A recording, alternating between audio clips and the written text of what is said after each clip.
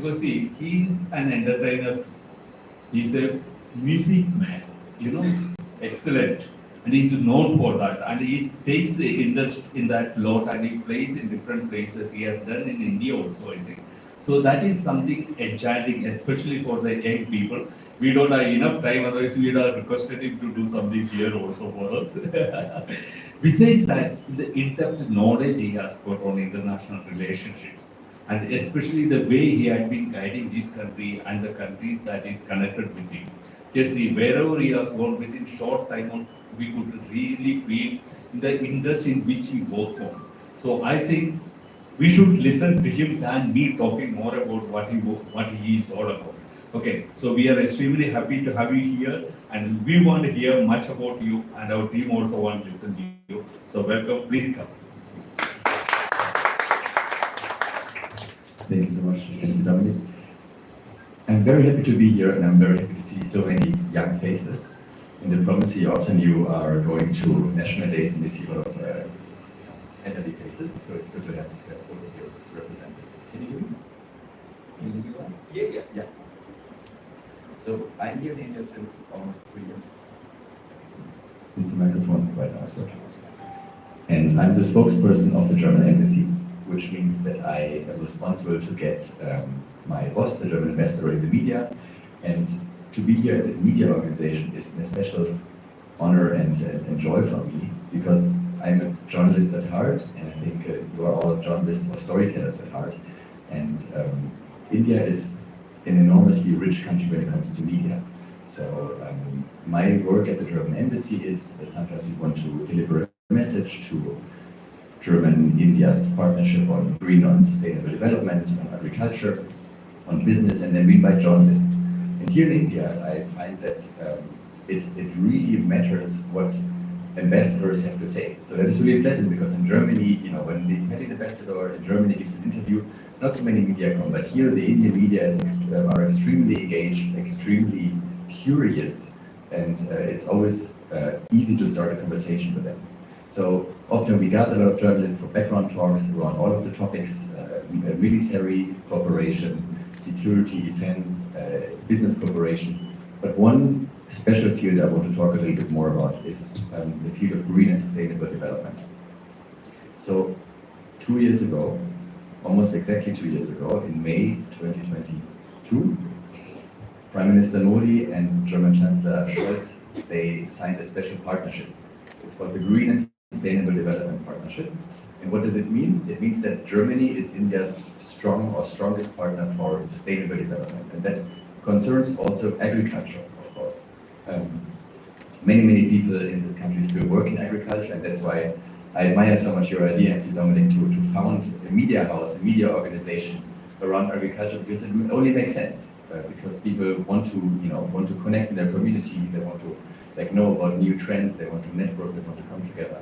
So it's a wonderful idea, and especially I was fascinated by the idea of forming or of training agriculture farmers as journalists. And I think the general power of storytelling is just beyond comparison. And I think it's a great idea that we enable people to tell their story. And for me, the most gratifying fact of being a diplomat is that I can go to places and I can listen to people and I can collect their stories.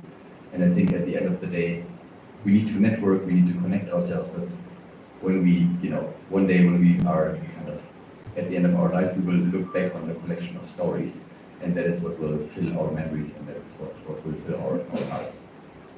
So back to the partnership. Germany gives 1 billion euros a year to India to support green transformation. This goes in many areas. This goes in the area of green energy. We support green urban mobility. We support women initiatives that work in the area of sustainability. Just to give you a few examples, in Kochi, for example, Kerala, your home state, we train fish seller women to ride the bicycle, so they can move faster from client A to client B, and they can do it in a sustainable way, and they can make more profits. Just a very small project, but just an example of how do we go. We work together with the bicycle mayor of Trivandrum, that is our partner in crime, Also in Kochi, we are financing the water ferry, the water, yeah, it's called Water Metro, the Kochi Water Metro that the Prime Minister himself inaugurated. So we think that without India, we have no chance of effectively fighting climate change. Because India is such a big country with so many people and with such a fast and impressive development that it is crucial right now to work together to make this development more green and more sustainable. And this is what we all have to do in our own countries. In Germany, we have to do our job. In the European Union, we have to do the job. And sometimes it's painful, right? Because green energy is not always the cheapest energy. And what is cheap is sometimes not so healthy. It's oil, it's coal. And I think you know that in Germany we have sometimes painful, like financially painful transition behind us from coal, from the dependency on Russian oil as well, to more sustainable sources. So that's why we are supporting India, 1 million euros a year. And I have one picture in my mind. When I came here in August 21, there was the terrible flooding in Maharashtra. And on the same day, there was a terrible flooding in Germany. And like on both sides, in Germany and India, more than 200 people were dying. So that showed very clearly we are all sitting in one boat. And climate change and green energy is the one area where national boundaries really do not matter. One part of this GSDP, as we call it, Green Sustainable Development Partnership, is agriculture. And we opened a center for agriculture in Andhra Pradesh for sustainable farming, for agroecology, together with the chief minister. And we are involved in many projects when it comes to organic farming. And we think that India is a great testing ground. There is so much potential in natural farming, organic farming. We in Germany are only in the I would say initial phase of it. But I would also say that people look more on what they eat. So when I look around in Germany right now, there's a organic supermarket every few hundred meters, and 20 years ago there was almost none. So I think there's this huge potential for agriculture, not only to make the economy more sustainable, but also in having a big impact on public health, because we are what we eat. And I think agriculture plays a very important role. So when I look back in my time in India, maybe on a more personal note, it's just amazing how diverse this country is. And you can be in the city and then you take the motorcycle and you drive for 1 hour, all of a sudden you have this carriage with an ox or horses, and you have a really rural life.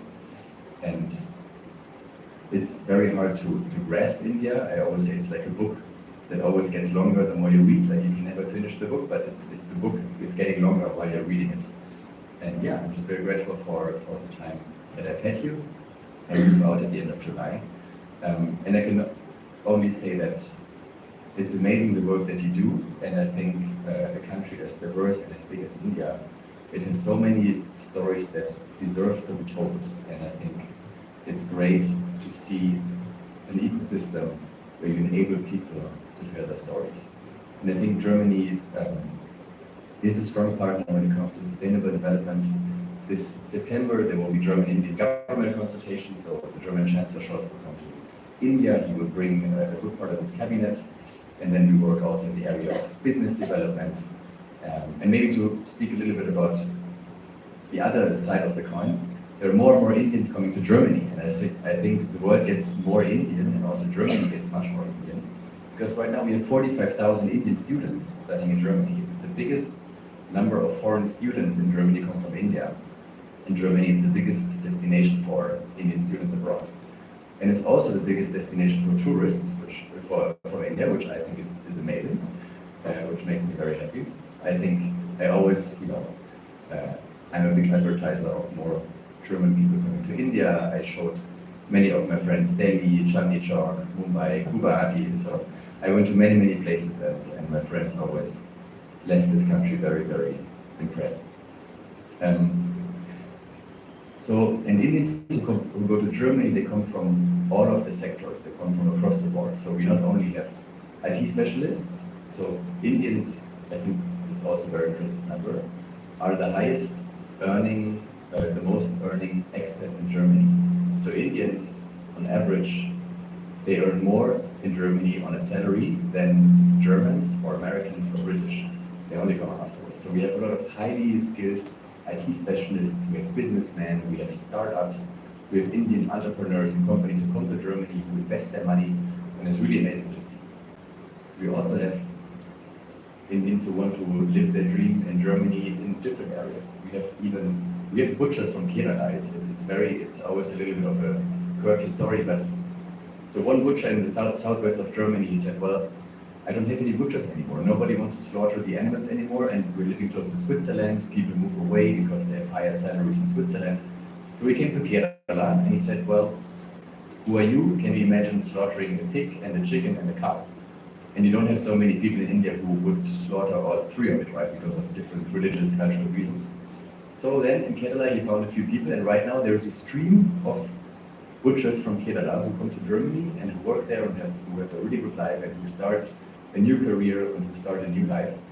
And this is just like another example of how many Indians come to Germany, and we are really thankful for this new flow, because not only you bring your own culture, you bring your own stories to Germany, but we are also in dire need of skilled labor, because we are an aging society. We become less, we become older, and India is a very it's a very big society with many young people. So I think it's high time for Indo-German relations, not only because what happens like behind closed doors, but also because of the stories, because our stories become more intertwined. There are more Indo-German couples, there are more biographies of India who move to Germany. And I think when you come to Germany, maybe one day, it will not take a long time until you find one or the other fellow Indian, and then you will also feel it a little bit at home. I leave it at that, and happy to take questions. Thank you.